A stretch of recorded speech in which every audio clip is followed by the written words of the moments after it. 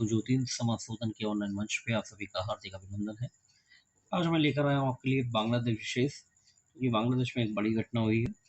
अभी हाल ही में ये पता चला है मुझे, न्यूज़ में ये है कि जो प्रधानमंत्री जी हैं शेख हसीना जी, वो बांग्लादेश छोड़कर भारत आई हैं। ठीक है, तो आइए देखते हैं बांग्लादेश विशेष पर, क्योंकि इसमें अब इस देश में इतनी बड़ी घटना हुई है तो ऑलमोस्ट इससे संबंधित कुछ चीज़ें आएंगी, तो इसीलिए मैंने आपके लिए बांग्लादेश विशेष पर एक वीडियो बना दिया। ठीक है, चलिए तो फिर जानते हैं हम लोग। सबसे पहले क्या जानते हैं हम लोग कि बांग्लादेश गणतंत्र दक्षिण एशिया का एक राष्ट्र है। ठीक है, बांग्लादेश की सीमा उत्तर, पूर्व और पश्चिम में भारत से और दक्षिण पूर्व सीमा म्यांमार देश से मिलती है। ठीक है बेटा, चलिए आते हैं नेक्स्ट में। बांग्लादेश के दक्षिण में बंगाल की खाड़ी उपस्थित है। वर्ष 1947 में भारत के विभाजन के समय इसे पूर्वी पाकिस्तान के नाम से जानते थे। पाकिस्तान का पूर्वी भाग इसे घोषित किया गया था। बांग्लादेश का जो राष्ट्रीय गान है वो क्या है? अमार सोनार बांग्ला। ठीक है, इसमें एक नोट पॉइंट हम लोग लेके चलेंगे। नोट पॉइंट क्या कहता है कि गुरुदेव रविन्द्रनाथ टैगोर जी ने विश्व के एकमात्र ऐसे व्यक्ति हैं जिनकी रचना भारत और बांग्लादेश दोनों ने ही अपने राष्ट्रीय गान को बनाया है। यानी इन्होंने जो रचना की है उससे जनगण मन, कि भारत का अपना राष्ट्रीय गान है, और बांग्लादेश का अमार सोनार बांग्ला है। ठीक है, उसके रचयिता हैं ये। चलिए आते नेक्स्ट में।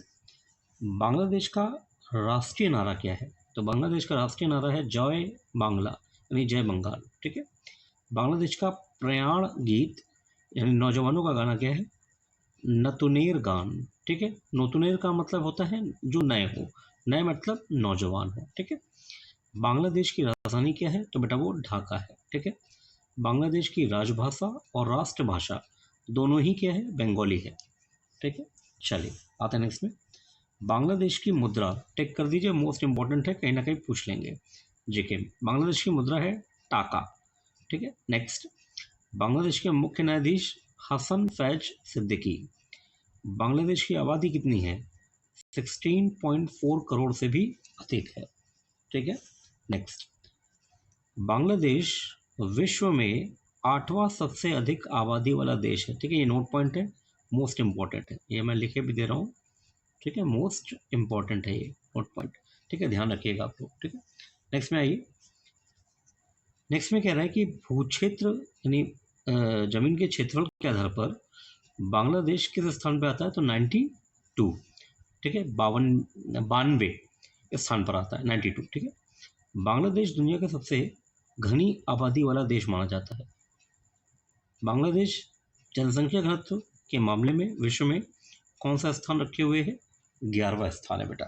ठीक है, देखिए मैंने सारे क्वेश्चन को इसलिए ले लिया क्योंकि अब इसमें इतनी बड़ी घटना हुई है तो इसके कोई ना कोई क्वेश्चन किसी भी तरीके से पूछ लेंगे। ठीक है, बांग्लादेश की जलवायु कैसी है? उष्ण कटिबंधीय जलवायु है, जहां अक्टूबर से लेकर मार्च तक ठंड का मौसम रहता है। बांग्लादेश का सबसे बड़ा शहर कौन सा है? वो ढाका है, और अन्य बड़े शहरों में चिटगांव, राजशाही और खुलना है। ठीक है बेटा, चलिए आते हैं नेक्स्ट में। नेक्स्ट में क्या कह रहा है कि चिटगांव के दक्षिण में स्थित कॉक्स बाजार विश्व के सबसे लंबे समुद्र तटों में से एक है। ठीक है, आपसे पूछेंगे विश्व के सबसे लंबे समुद्र तटों में से एक स्थान जो है वो कहाँ पे है? तो वो चिटगांव दक्षिण में पड़ता है, कॉक्स बाजार बोलते हैं। ठीक है, बांग्लादेश में। चलिए, बांग्लादेश की राजनीति में राष्ट्रपति का जो पद है कैसा पद है? वो संवैधानिक प्रधान है। ठीक है, और प्रधानमंत्री कैसा है? प्रशासनिक प्रमुख है। कैसा है वो? प्रशासनिक प्रमुख है। चलिए आता है नेक्स्ट में। नेक्स्ट क्वेश्चन क्या कह रहा है कि बांग्लादेश की संसद को क्या कहा जाता है? तो संसद यहाँ पे या जो पार्लियामेंट है उसको कहते हैं जातीय संसद बोलते हैं। ठीक है, जातीय संसद टिक कर दीजिए, मोस्ट इंपॉर्टेंट। बांग्लादेश की संसद में सदस्यों की कुल संख्या कितनी है? तो 300 है। ठीक है, 300। बांग्लादेश प्रत्येक वर्ष 26 मार्च को अपना स्वतंत्रता दिवस मनाता है। ठीक है, टिक कीजिए, मोस्ट इंपॉर्टेंट। ठीक है, ये सब बहुत इंपॉर्टेंट क्वेश्चन है बेटा। चलिए आते हैं नेक्स्ट में। 26 मार्च 1971 में बांग्लादेश की स्वतंत्रता की घोषणा की गई है। ठीक है, और मुक्त युद्ध शुरू कर दिया गया था। ठीक ठीक है, डेट याद रखिएगा 26 मार्च 1971। ठीक है, नेक्स्ट 25 मार्च 1971 को शुरू हुए ऑपरेशन सर्च लाइट से लेकर पूरे बांग्लादेश की आज़ादी की लड़ाई के दौरान पूर्वी पाकिस्तान में जमकर हिंसा हुई। बांग्लादेश सरकार के अनुसार कुल 30 लाख लोग मारे गए। ठीक है, चलिए नेक्स्ट में आइए, बांग्लादेश का राष्ट्रीय पुष्प कौन सा है? तो ये है वाटर लिली या जल लिली। ठीक है, यहाँ पे एक नोट पॉइंट है, वाटर लिली का वैज्ञानिक नाम क्या है? तो निम्फिया नौचली, निम्फिया नौचली। ठीक है, ध्यान रखिएगा। बांग्लादेश का संविधान इस्लाम को राज्य धर्म घोषित करता है। ठीक है, ये इस्लामिक देश है। ठीक है, चलिए संवैधानिक रूप से बांग्लादेश का राष्ट्रीय पशु कौन है? तो वही royal Bengal tiger, royal Bengal tiger. ठीक है, नेक्स्ट आइए, बांग्लादेश की प्रमुख फसल कौन सी है? तो वो चावल है बेटा। ठीक है, नेक्स्ट, बांग्लादेश का राष्ट्रीय खेल क्या है? वॉलीबॉल है। ठीक है, नेक्स्ट, बांग्लादेश के राष्ट्रीय ध्वज का नाम क्या है? तो ये लाल सब्ज है, लाल सब्ज या लाल शोभ। ठीक है, टिक कीजिए, मोस्ट इंपॉर्टेंट। ठीक है, मोस्ट इंपॉर्टेंट है ये। ठीक है, मैं लिख के भी दे रहा हूँ, मोस्ट बेटा इंपॉर्टेंट है। ठीक है बेटा, ये सारे क्वेश्चन थोड़ा देख लीजिएगा। ठीक है, चलिए अब इसके इतिहास में आ जाते हैं, बांग्लादेश के इतिहास पर। ठीक है, इसको भी देख लीजिएगा, क्वेश्चन बन सकते हैं इसमें से। ठीक है, देखिए पाकिस्तान के गठन के समय पश्चिमी क्षेत्र में सिंधी, पठान यानी सिंध पठान, बलोच और मुजाहिरों की बड़ी संख्या थी, जिसे पश्चिम पाकिस्तान कहा जाता था। ठीक है, ये रिपीट हुआ है, ठीक है, एक बार है, पश्चिम पाकिस्तान कहा जाता था। जबकि पूर्वी हिस्से में बंगाली बोलने वालों का बहुमत था, जिसे पूर्वी पाकिस्तान कहा जाता था। ठीक है, आइए नेक्स्ट पे, पूर्वी पाकिस्तान देश की सत्ता में कभी भी उचित प्रतिनिधित्व ना पा सका एवं हमेशा राजनीतिक रूप से उपेक्षित ही रहा। ठीक है, जिसके कारण पूर्वी पाकिस्तान में नाराजगी बढ़ती चली जा रही थी। ठीक है, आइए नेक्स्ट क्या कह रहे हैं, इसी के परिणाम स्वरूप उस समय पूर्व पाकिस्तान के नेता शेख मुजीब उर रहमान ने आवामी लीग का गठन किया, आवामी लीग का गठन किया और पाकिस्तान के अंदर ही स्वतंत्रता की मांग की।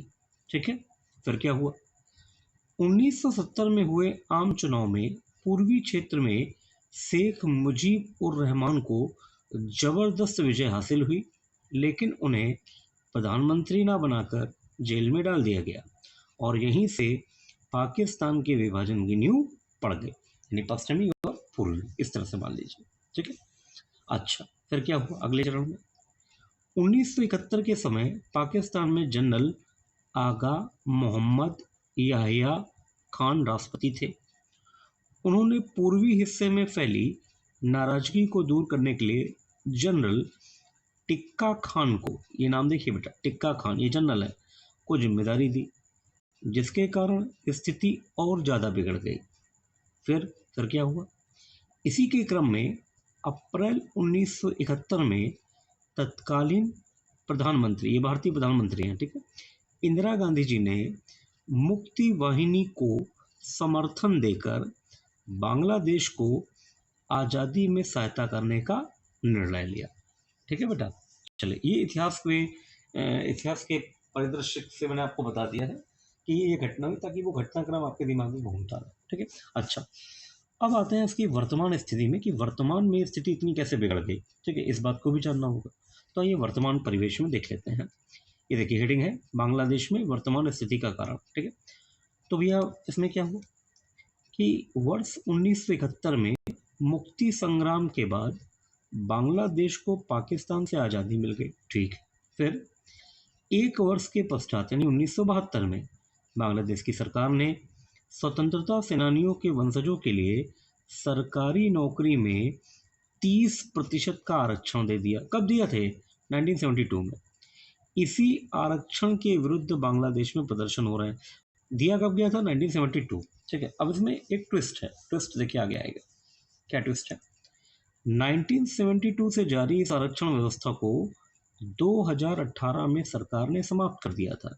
ठीक है, जो 72 में व्यवस्था थी आरक्षण की 30% की, वो 2018 में सरकार ने समाप्त कर दी थी। ठीक है, फिर क्या हुआ, जून 2024 में उच्च न्यायालय ने सरकारी नौकरियों में आरक्षण प्रणाली को फिर से बहाल कर दिया।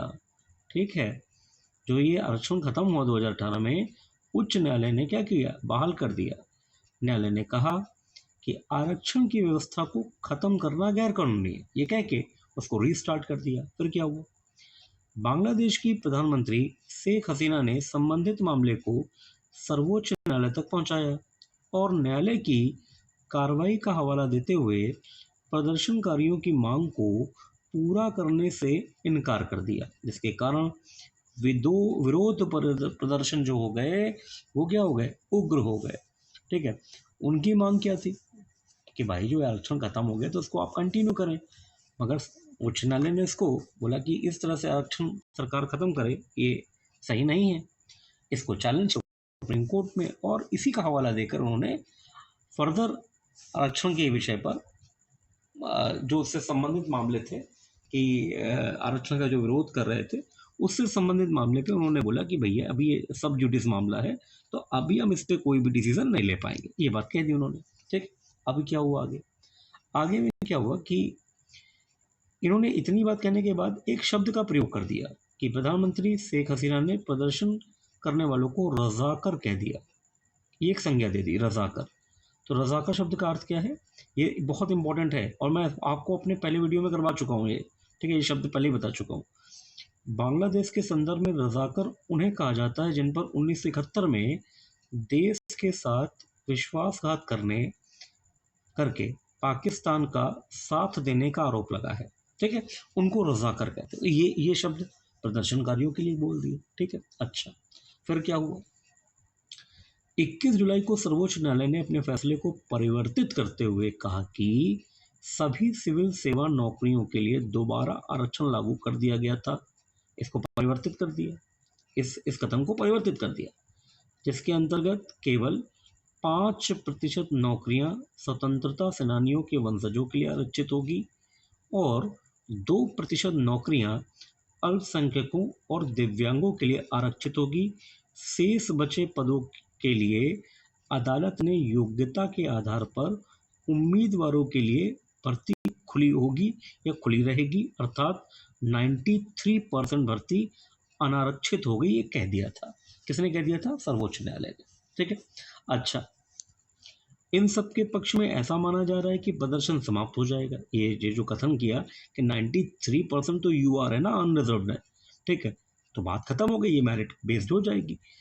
ये डिसीजन देने के बाद ऐसा लगा कि भैया आंदोलन खत्म हो जाएगा, मगर आंदोलनकारियों ने मांग कर दी कि भैया ये अपने पद से इस्तीफा दें और जो लोग इस संघर्ष में, इस प्रदर्शन में मारे गए उनके लिए माफ़ी मांगी और फर्दर और भी तरह की मांग करने लगे। फिर मामला इतना ज़्यादा बिगड़ गया और बिगड़ता ही चला गया, जिसके बाद शेख हसीना ने क्या किया कि वो आज आज आज मैं आपको ऐसे बता रहा हूँ कि अब तो खैर 6 अगस्त हो गया, तो इससे कुछ घंटे पहले शेख हसीना कहाँ आ गई, भारत आ गई मदद के लिए। ठीक है, भारत आ गई है। तो अब अभी तो शायद वहीं पे स्टे है, भारत में ही स्टे है। अब नेक्स्ट फर्दर जो इन्फॉर्मेशन होगी कि भारत में रहेंगी, भारत उनको शरण देगा या भारत से बाहर वो कहीं और देश में शरण लेंगी, तो इसके जो क्वेश्चंस हैं या इससे संबंधित जो मामले हैं वो मैं आपको नेक्स्ट वीडियो में बता पाऊंगा। ठीक है बेटा, तो मैंने बांग्लादेश को लगभग कवर कर दिया है, इसको देख लीजिएगा और वही आग्रह कि चैनल को सब्सक्राइब कीजिए, शेयर कीजिए, लाइक और कमेंट कीजिए। ठीक है बेटा, चलिए तो तब तक के लिए जय हिंद, जय भारत बेटा।